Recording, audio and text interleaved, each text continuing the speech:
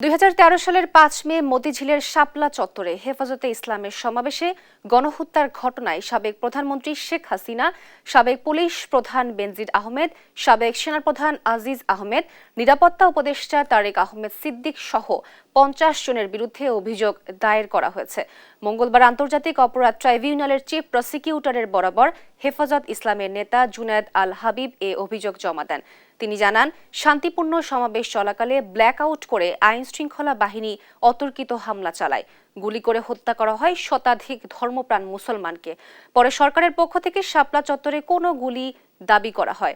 এ ঘটনায় সুস্থ তদন্ত করে দোষীদের দৃষ্টান্তমূলক শাস্তির দাবি জানান হেফাজত নেতারা।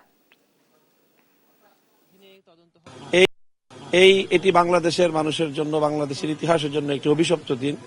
আমরা মনে করি যে অভিশাপ থেকে মুক্তির উপায় হলো যে এর যে কুশীলব এবং হত্যাকারী যারা তৎকালীন প্রধানমন্ত্রী শেখ হাসিনা সহ সকল হত্যাকারীদেরকে এবং হত্যাকাণ্ডের সঙ্গে জড়িত যারা রয়েছে তাদেরকে উপযুক্ত আইনের মাধ্যমে বিচারের আওতায় আনতে পারলে বাংলাদেশ এবং বাংলাদেশের মানুষ অভিশাপ মুক্ত হবে। 2013 সালের 5 মে এবং 6 মে শাপলা চত্বর থেকে শুরু করে সারা দেশে যে মানবতা বিরোধী অপরাধ সংঘটিত হয়েছিল মর্মে ওনারা একটা অভিযোগ ট্রাইব্যুনালের প্রসিকিউশন অফিসে বিজ্ঞ চিফ প্রসিকিউটর বরাবর দাখিল করেছেন। অভিযোগটা আমরা গ্রহণ করেছি। এটি তদন্তের জন্য আমরা ইতিমধ্যে পাঠানোর প্রচেষ্টা শুরু করে দিয়েছি।